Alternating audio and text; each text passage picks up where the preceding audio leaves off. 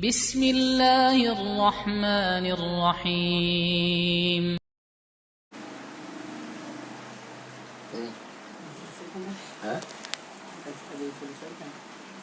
Apa itu?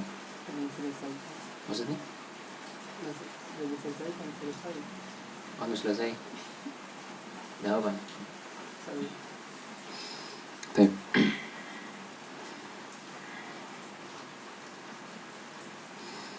Nah, ini dari pembahasan tentang masalah khitan ya. Ya. Berlaku untuk laki-laki dan perempuan tangan dari bagaimana jenis khitannya.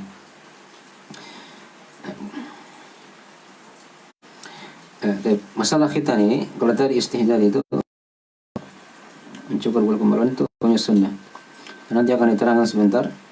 Dia batas sunnahnya itu sampai tidak melewati 40 hari. Kalau sudah melewati 40 hari, itu dari hal yang wajib dia potong, dia bersihkan ya. Adapun khitan, ini ada selang pendapat di kalangan ulama tentang hukumnya.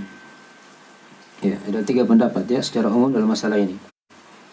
Ada yang mengatakan dia ini wajib untuk laki-laki dan perempuan secara sekaligus, begitu ya. Ada juga yang berpendapat dia ini sunnah, baik laki-laki ataupun perempuan. Dan yang ketiga ada yang merinci, nah, untuk laki-laki wajib, kalau untuk perempuan dia hukumnya sunnah.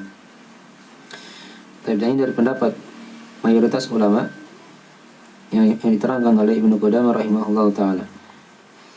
Ya, pendapat kebanyakan ulama mereka memilih bahwasanya khitan itu dibedakan ya, laki-laki hukumnya wajib, adapun perempuan hukumnya sunnah. Ya, sisi kewajibannya dimaklumi di situ ya. Karena kalau laki-laki tidak dikhitan, itu akan tersisa padanya najis ketika dia buang air kecil. Dan ini kadang bisa menghalangi dari dalam memberikan pengaruh dalam masalah salatnya ya. Walaupun hanya di situ ada hal yang kurang dari sisi taharah. Dan dari sisi taharah. Baik. Ya. Kenapa dikatakan dia wajib untuk laki-laki? Ini ada banyak dalil dalam masalah ini ya. Di antaranya khitan ini sudah diterangkannya dia Ibrahim alaihissalam. Dan Nabi Ibrahim alaihissalam itu berkhitan ketika itu diterangkan dalam riwayat Al-Bukhari Muslim dari Abu Hurairah. Kata Nabi sallallahu alaihi wasallam, "Ikhtatana Ibrahimu Khalilur Rahman ba'dama atanuna sanah." Ya, Nabi Ibrahim itu berkhitan. Dan Nabi Ibrahim yaitu Khalilur Rahman, kecintaan Allah Rahman, itu berkhitan setelah datang kepadanya 80 tahun. Beliau itu ketika itu khitan tahun. Ini Nabi Ibrahim alaihissalam ya. Diperintah oleh Allah untuk mengikuti agama Nabi Ibrahim. Diterangkan dalam Al-Quranul Karim di surah An-Nahl ayat 123. Allah Ta'ala berfirman, "Na ilaika anittabi' millata Ibrahim hanifa." Kemudian kami wahyukan kepadamu untuk mengikuti agama Nabi Ibrahim yang lurus. Kemudian juga ada hadis dalam masalah ini, perintah dari Nabi Shallallahu Alaihi Wasallam kepada salah seorang lelaki itu dari sahabat yang masuk Islam ketika itu. Ini diterangkan dalam hadis ya riwayat Al-Baihaqi. Walaupun di sana ada silang pendapat di kalangan ulama ya tentang sanadnya, tapi secara umum hadisnya dihasankan oleh Syekh Al-Albani rahimahullah taala karena dari jalan-jalannya. Ya, Nabi ketika itu bersabda ke sahabat yang baru masuk Islam itu. Beliau berkata, "Alqi anka sya'ral kufri waqtatin." Buanglah darimu rambut kekafiran, kemudian berkhitanlah kamu. Ya, berkhitanlah kamu. Nah, jadi ini dari perintah Nabi SAW. Jadi kalau misalnya hadisnya sahih, berarti dia asal perintah bermakna wajib. Nah, dalam kaidah usul fikih. Baik. Dan juga khitan ini juga dia merupakan ciri pembeda antara seorang muslim dan orang-orang yang kafir. Karena orang Yahudi dan Nasrani itu mereka tidak khitan. Nah, Islam sih mereka sifat kita datang untuk menyelesaikan orang-orang Yahudi dan Nasrani. Nah, kemudian juga ulama, nah, dari wajibnya khitan, nah, untuk laki-laki, untuk tadi sudah diterangkan dari sunnah Nabi Ibrahim, dan Nabi diperintah untuk mengikuti Nabi Ibrahim alaihissalam. Kemudian tadi sudah kita baca hadisnya, Nabi perintahkan salah seorang sahabat yang bermasuk Islam untuk membuang dari rambut kekafiran, kemudian ya. Dan asal dalam masalah ini seperti itu ya, yang diterangkan oleh para ulama, dan yang dipilih tadi oleh kebanyakan para ulama itu adalah, jadi kalau dia belum kaya, insyaallah taala tidak dipersulit hal tersebut. Sekarang ada khitan modern, ya, sekali khitan langsung sembuh begitu, langsung jalan. Ya, beda dengan dulu ya. Kalau dulu itu lama, ya, mungkin sepekan atau 2 pekan baru kering. Tapi sekarang itu ada cara khitan, ada yang pakai laser, ada juga yang sistem cepat begitu juga. Ya, itu ada telah dipraktikkan oleh para ahli kesehatan. Nah, itu dibahas ya dalam masalah itu. Jadi tidak ada hal yang berat dalam masalah ini. Dari hal yang dimudahkan, alhamdulillah, dalam agama kita. Taib. Adapun perempuan, itu dia ada selang pendapat. Ada yang mengatakan dia sunnah, ada yang mengatakan dia wajib.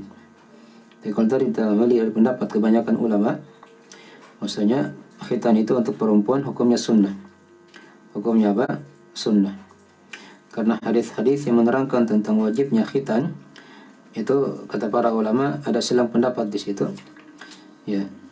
Dan para ulama mereka melemahkan hadis tersebut. Nah, itu dari kesimpulannya. Walaupun sini panjang pembahasan, sebenarnya kalau kita bahas tentang masalah perempuan ini, ya, di sana ada hadis dalam masalah ini diterangkan oleh para ulama dari riwayat Imam Ahmad. Nah, kata Nabi sallallahu alaihi wasallam, al-khitanu al-khitanu sunnatun lirrijali makramatun lin nisa. Ya, ini hadis yang dipakai ya oleh para ulama yang menerangkan bahwasanya khitan itu dia sunnah untuk laki-laki dan perempuan. Tapi ini ada hal yang dikritik ya hadis tersebut. Nah, katanya khitan itu sunnah untuk laki-laki dan kemuliaan untuk perempuan. Nah, ini hadis dari riwayat Ahmad, dan dia adalah hadis yang ada kelemahan di dalamnya. Jadi kita kembali tadi kepada pembahasan yang sudah kita bahas ya, dari pendapat mayoritas ulama dengan hadis-hadis atau dan ayat yang sudah kita baca tadi itu menerangkan kepada kita akan wajibnya khitan untuk laki-laki. Adapun untuk perempuan, dia dari pendapat yang dipilih oleh kebanyakan ulama, hukumnya sunnah. Hukumnya apa? Sunnah. Tapi ini seputar masalah khitan ya, seputar masalah khitan. Ini dari sunnah fitrah yang kedua yang diterangkan oleh Syekh Shalih Fauzan di sini. Kemudian yang ketiga, yaitu yang diterangkan oleh beliau, yaitu qasrus syarib, yaitu memotong kumis. Ya, memotong kumis. Jadi dia potong kumisnya ya, karena padanya ada keindahan, kebersihan, dan juga padanya dari hal yang menyelesaikan orang-orang kafir. Nah, diterangkan dalam hadis-hadis dalam masalah ini ya. Ya, di banyak hadis diterangkan Nabi SAW memerintah untuk memotong kumis dan membiarkan jenggot. Itu itu penyelisihan sebagai bentuk penyelisihan kepada orang-orang yang kafir kepada Allah Subhanahu wa taala. Karena orang-orang Yahudi, mereka itu biarkan semuanya. Mereka biarkan kumisnya dan mereka biarkan jenggotnya. Itu kita lihat ya. Kalau anda perhatikan di sebagian negeri yang di situ orang-orang Yahudi banyak, mereka seperti itu bentuknya. Dia panjangkan semuanya. Kumisnya dipanjangkan, jenggot juga dia panjangkan. Nah, adapun orang-orang Nasrani, ya, mereka itu sebaliknya dengan Islam. Mereka panjangkan kumisnya, dicukur jenggotnya. Nah, ya, ada juga yang dicukur semuanya. Nah, adapun Islam datang untuk menyelisih semuanya. Ya, Nabi perintahkan kepada kita untuk mencukur kumis dan membiarkan apa? Jenggot. Ini adalah sunnah fitrah. Ya, dan tentang hukum seputar jenggot itu dari hal yang wajib dipelihara ya. Karena datang hadis-hadis dalam masalah ini sifatnya perintah di situ. Wa arkhul luha. Ya, khaliful majus. Kata Nabi SAW, ya, juzzu syawarib wa arkhul luha atau wa akhul liha khaliful majus. Potonglah kumis-kumis dan biarkanlah jenggot. Selisihilah orang-orang Majusi.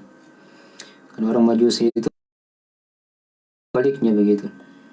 Mereka biarkan kumisnya, dia potong apa? Jenggotnya. Ya, atau tadi mungkin juga Nasrani seperti itu ya. Yang jelas Islam itu datang untuk menyelesaikan mereka. Nah, menyelesaikan orang kafir. Ya. Dan kalau dia tidak punya kumis dan tidak punya jenggot, dalam artian dia cukur, maka ini dalam sisi syariat dia akan mirip dengan perempuan. Ya, karena perempuan kan seperti itu ya. Umumnya perempuan itu tidak ada kumisnya, tidak ada jenggotnya. Jadi kalau ada laki-laki yang tumbuh kumisnya dan tumbuh jenggotnya, kemudian dia potong semuanya, maka ini dia akan mirip dengan perempuan. Dan Nabi SAW telah melaknat para laki-laki yang mirip dengan perempuan. Itu diterangkan dalam hadis riwayat Al-Bukhari dan selainnya. Kata Nabi SAW, atau diterangkan di situ ya dari sebagian para sahabat, kata mereka, la'ana Rasulullah SAW al-mutasyabbihina minar rijali bin nisa. Nah, Rasulullah SAW melaknat orang-orang yang menyerupai perempuan dari kalangan laki-laki. Dari kalangan apa? Laki-laki. Baik. Dan Syekh terangkan juga di situ ya. Nah, tentang pentingnya masalah ini. Jadi bukan sunnah artinya kapan diselisihi tidak ada masalah, tidak. Tapi ini perkara kalau kapan diselisihi, terutama tadi masalah jenggot ya, itu dari hal yang dia di situ masuk dalam dosa-dosa besar, dalam dosa-dosa besar. Nah, ya, maka ini dari hal yang harusnya diperhatikan. Dan seorang punya jenggot itu dia merupakan dari ciri keislaman. Ya, karena para nabi dan rasul seluruhnya itu berjenggot semuanya. Diterangkan dalam kisah Nabi Musa alaihissalam dan Nabi Harun dalam Al-Quranul Karim. Ketika Nabi Musa alaihissalam marah kepada Nabi Harun ketika itu, beliau memegang jenggot Nabi Harun. Kata Nabi Harun dalam Al-Quranul Karim, la ta'khud ya bi ra'si, la ta'khud bi lihyati wala bi ra'si. Jangan kau pegang kepalaku. Yang menunjukkan bahasanya mereka itu punya apa? Punya jenggot. Dan itu ciri dari keislaman. Ciri dari keislaman. Nah, baik. Dan dia merupakan hal yang hendaknya senantiasa dijaga oleh seorang muslim, khususnya laki-laki di sini ya yang kita bahas ini. Baik. Dan jangan sampai dia mirip dengan perempuan yang sudah diterangkan tadi, karena dia akan masuk dalam laknat Allah Subhanahu wa taala tatkala dia cukur semuanya. Dicukur kumisnya dan juga dia cukur jenggotnya. Baik. Bait-bait syair ya tentang masalah ini. Nah, tapi mari kita baca ya, kita meringkas pembahasan. Kemudian yang keempat diterangkan dari sunnah fitrah juga, yaitu dari urutan Syekh di situ, yaitu taklimul adhafir. Nah, memotong kuku-kuku, memotong di urutan yang kelima ya, tapi tidak ada masalah. Di sini Syekh masukkan di urutan yang keempat. Nah, dia potong kukunya, jangan dibiarkan panjang begitu. Nanti mirip dengan hewan ternak atau mirip dengan hewan hewan buas. Hewan buas ya. Karena hewan buas itu kan dimaklumi. Mereka mangsanya dengan kukunya. Nah, untuk menyelisih hewan dalam masalah ini. Nah, baik. Kemudian yang kelima dari sunnah fitrah juga yang terakhir diterangkan oleh Syekh, yaitu natful ibid, yaitu dia mencukur, dia mencabut bulu ketiak. Nah, mencabut bulu ketiak. Jadi kalau bulu ketiak dicabut ya, bukan dicukur. Itu sunnahnya seperti itu. Kalau kuku dipotong. Jadi dipahami ya seperti itu. Kalau tadi kumis dicukur. Nah, jenggot dibiarkan. Ya. Baik. Jadi kalau dia bulu ketiak itu dicabut. Ya, mencabut bulu ketiak. Nah, dan diterangkan apa hikmahnya dalam agama kita dan juga dari sisi kesehatan, itu dari hal yang membersihkan seorang ya. Karena kalau dia banyak bulu ketiaknya, itu akan menambah bau badannya. Menambah bau badannya. Dan itu dari hal yang tercela dalam agama. Seorang punya bau badan yang tidak bagus ya, ketika dia sholat misalnya, yang sudah kita baca kemarin ya, para malaikat itu terganggu ya, pada sebagian dia terganggu. Nah, sebagaimana anak-anak Adam juga terganggu kalau dia misalnya sholat berdekatan dengan orang yang bau badannya, mungkin karena punya bulu ketiak yang banyak ya, makanya dari hal yang akan mengganggu ya kaum muslimin ya, terutama ketika dia sholat. Dan seorang ketika dia sholat hendaknya dia tampil dalam keadaan baik, indah, bersih, wangi. Nah, itu dari ciri ya keimanan seorang hamba. Nah, jadi menjadi 5 ya, diterangkan dari sunnah-sunnah fitrah. Nah,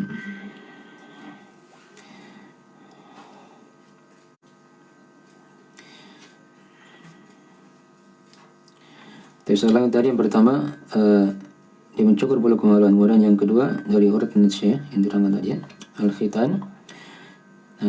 Adapun tadi mencukur bulu kemaluan hukumnya sunnah. Al-khitan ini ada Islam pendapat tadi ya, tapi yang dipilih oleh kebanyakan para ulama, laki-laki wajib, perempuan sunnah. Adapun yang ketiga yang diterangkan tadi oleh Syekh, yaitu memotong kumis dan membiarkan jenggot. Kemudian yang keempat yaitu memotong kuku, dan yang kelima tadi mencukur yang kelima yaitu dia mencabut bulu ketiak. Nah, kemudian boleh terapkan di situ. Ini merupakan agama dari ciri agama Islam, yang mana datang dia dengan keindahan, kebersihan, nah, yang hendaknya senantiasa seorang bersifat dengannya. Nah, dia bersifat dengan sifat yang paling baik, keadaan yang paling indah, mungkin dari hal yang dengannya menyelisih orang-orang kafir dan orang-orang musyrik. Nah,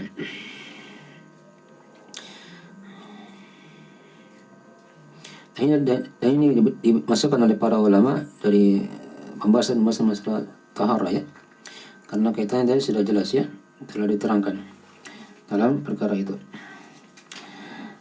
Namun di sini harus ada hal yang perlu kita tekankan tentang masalah batas waktu tadi itu. Ya, kalau dia tidak cukur bulu kemaluannya, dia tidak cukur kumisnya, kemudian dia tidak potong kukunya, atau dia tidak cabut bulu ketiaknya, ini kan hukumnya sunnah semuanya. Tapi kapan dia biarkan sampai melebihi 40 hari, nah, maka itu dari hal yang masuk dalam keharaman. Karena di sana ada hadis dalam masalah ini ya, diterangkan oleh Nabi Shallallahu Alaihi Wasallam dari sebagian para sahabat. Dari hadis riwayat Imam Muslim dari Anas bin Malik radhiyallahu taala anhu, kata beliau, waqata lana fi qassi syarib wa taqlim al-adfari wa natfi al-ibid wa halq al-ana alla natruka min 40 lailah. Kata Anas bin Malik radhiyallahu taala anhu, Nabi SAW memberikan waktu kepada kami dalam masalah memotong kumis, dalam masalah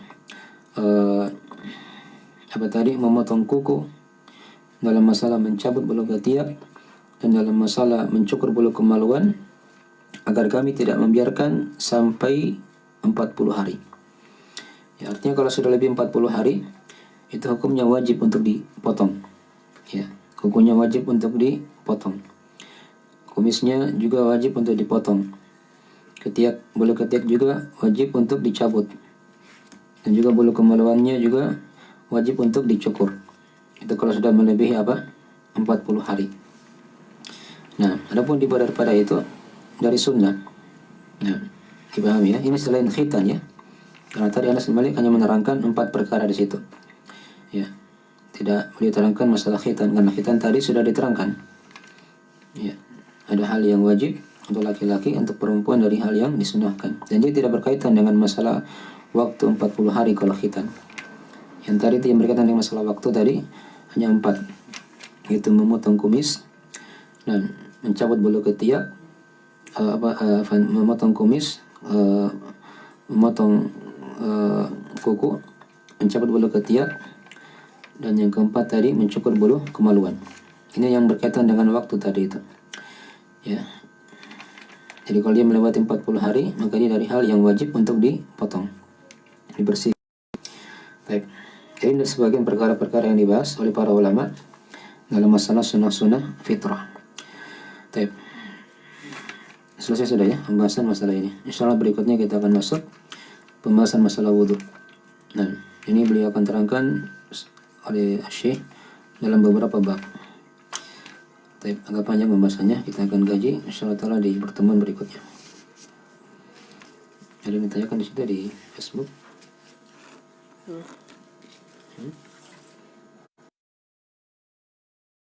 Enggak ada. Kita akhiri saja. Nah, semoga apa yang bisa kita baca pada malam hari ini memberikan kepada kita manfaat dan ilmu yang sangat mendalam, dan maaf atas segala macam kekurangan. Dan kita mohon kepada Allah Subhanahu wa taala agar senantiasa memberikan manfaat apa yang telah kita baca, kita dengarkan. Semoga menjadi pelajaran dan peringatan kepada kita semuanya. Subhanakallahumma bihamdik, asyhadu an la ilaha illa anta, astaghfiruka wa atubu ilaik. Assalamualaikum warahmatullahi wabarakatuh.